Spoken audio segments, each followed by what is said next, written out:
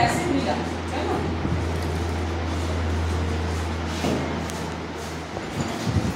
Hydrochloric acid নিলাম রেসিপির মধ্যে। এই যে দ্রবণটা এটা কিন্তু সিলভার নাইট্রেট দ্রবণ। সিলভার নাইট্রেট দ্রবণ, সিলভার নাইট্রেট কিন্তু খুব কস্টলি একটা কেমিক্যাল আমাদের কাছে আছে। এটা কিন্তু এটা দ্রবণ বানিয়ে রাখতে হয়। এটা যেহেতু আগে বানানো, আমি একবার ট্রাই করে দেখি, যদি না হয় তাহলে ফ্রেশলি প্রিপেয়ার দিয়ে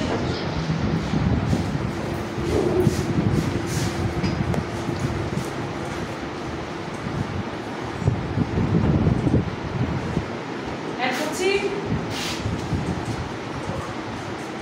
দেখো করেছে সাদা অদক্ষেপ দেখা যাচ্ছে। তাহলে একদম চাক্ষুষ আমরা কি দেখলাম, এটা কি আছে মানে HCl মানে হাইড্রোক্লোরিক অ্যাসিড। তোমার যদি তিনটে টেস্ট টিউবে দেখো, আমরা তো দেখে বুঝতে পারবো না, সবগুলোই কিন্তু সাদা। দেখো আরো অদক্ষেপ আসছে, দেখতে পাচ্ছ? দেখা যাচ্ছে এই সাদা বস্তুটা কি সিলভার নাইট্রেট, যা কিনা HCl এ অদ্রাব্য, হাইড্রোক্লোরিক অ্যাসিডে অদ্রাব্য। যদি আমি আরো HCl ঢালি তাও কিন্তু ও দ্রবীভূত হবে না, ঠিক আছে? এটা আমাদের HCl এর শনাক্তকরণ পরীক্ষা। এবার তোমাদের তো এই তিনটে টেস্ট টিউবে, এরকম ধরো আমি তিনটে টেস্ট টিউব নিলাম, তিনটে টেস্ট টিউবে আমি তিনটে অ্যাসিড দিয়েছি। একটার মধ্যে HCl দেব, একটার মধ্যে সালফিউরিক অ্যাসিড মানে H2SO4 দেব, আর একটার মধ্যে নাইট্রিক অ্যাসিড দেব, ঠিক আছে? তিনটে তোমাদের শনাক্তকরণ পরীক্ষা আছে। এবার এখানে যদি বলা হয় বলো তো কোনটার মধ্যে কি আছে, তুমি কি চোখে দেখে বলতে পারবে? কারণ সবগুলো একই রকম দেখতে, তখন আমাদের এই পরীক্ষাটা করতে হবে। তাহলে আমরা প্রথমে সবগুলোর মধ্যেই সিলভার নাইট্রেট দেব, ঠিক আছে? ওই বাকি দুটোর মধ্যে কিন্তু এই প্রেসিপিটেট আসবে না, শুধু কার মধ্যে আসবে? HCl এর মধ্যেই আসবে। তাহলে সেখান থেকে আমরা বুঝে নেব যে ওটা কি আছে, হাইড্রোক্লোরিক অ্যাসিড। ও আলাদা হয়ে গেল, পড়ে থাকলো বাকি দুটো কি কি, নাইট্রিক অ্যাসিড আর সালফিউরিক অ্যাসিড। তো এবার এটা ছেড়ে দাও, এবার আমরা একটু সালফিউরিক অ্যাসিড টেস্ট করে নেব। কি ছিল কে বলবা? সালফিউরিক অ্যাসিড শনাক্তকরণ পরীক্ষা বলো।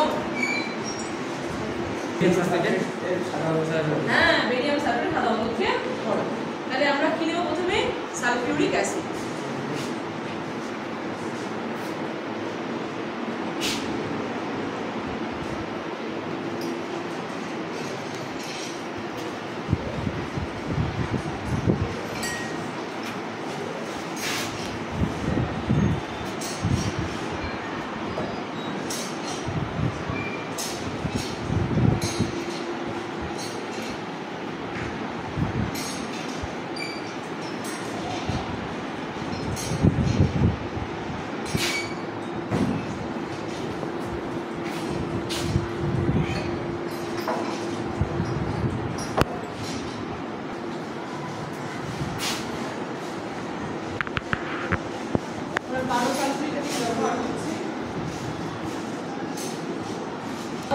পরে কিনা তবেই বুঝতে পারবো এটা আদৌ সালফিউরিক অ্যাসিড, ঠিক আছে? তাহলে আমরা এখান থেকে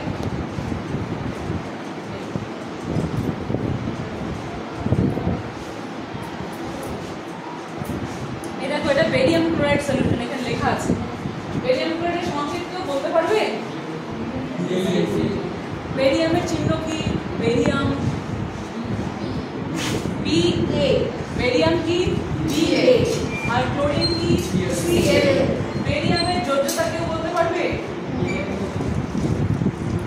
2, ভেরি গুড। আর ক্লোরিনের যোজ্যতা 1। তাহলে বেরিয়াম ক্লোরাইড কি হবে? বেরিয়ামের যোজ্যতা যাবে ক্লোরিনের ঘাড়ে, আর ক্লোরিনেরটা বেরিয়ামের ঘাড়ে। তাহলে কি হবে? BaCl2। এই দেখো এখানে লেখা আছে BaCl2, বেরিয়াম ক্লোরাইড সলিউশন। তো আমরা এখান থেকে বেরিয়াম ক্লোরাইড সলিউশন নিয়ে এবারে এখানে অ্যাড করব। দেখি কি ঘটনা ঘটে। যদি এটা সালফিউরিক অ্যাসিড হয় তাহলে এর মধ্যে অবশ্যই প্রেসিপিটেটটা আসবে। সাদা অদক্ষেপ, কার অদক্ষেপ পড়ে? যৌগটার নাম কি? Barium sulphate.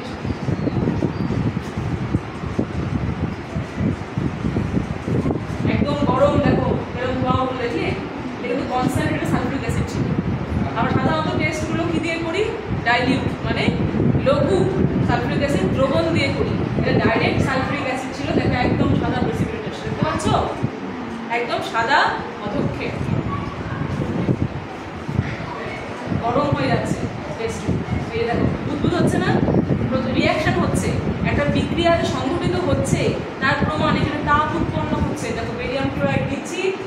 অধক্ষেপ তো আসলো, সাদা অধক্ষেপ, তার সঙ্গে জিনিসটা গরম হয়ে গেছে, মানে তাপও উৎপন্ন হয়েছে। ঠিক আছে, এটা হচ্ছে বিক্রিয়া সংঘটিত হলো তারও প্রমাণ। এটা হয়ে গেল আমাদের সালফিউরিক অ্যাসিড। এটাকে লেবেল করে নিই আমরা, মনে থাকবে যেটা সালফিউরিক অ্যাসিড। তারপরে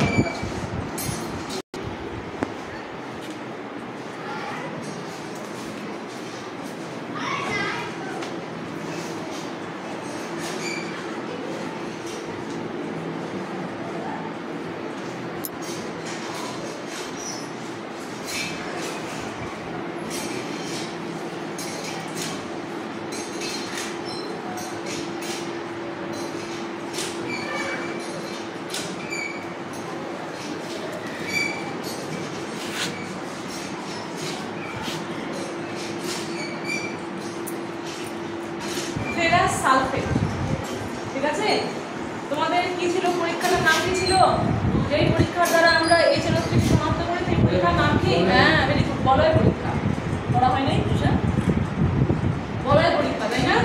বলয় আয়রনের নিয়ম হচ্ছে আয়রন খুব সহজে জারিত হয়ে যায়, আয়রন ফেরাস থেকে ফেরিকে পরিণত হয়ে যায়। ঠিক আছে, এর কালার হচ্ছে গ্রিন, ফেরাস সালফেটের কালার হচ্ছে গ্রিন।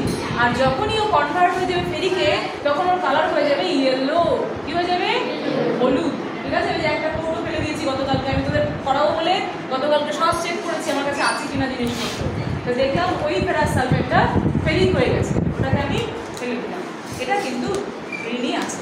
অতএব এটা দিয়ে আমরা আগে সলিউশন বানাবো।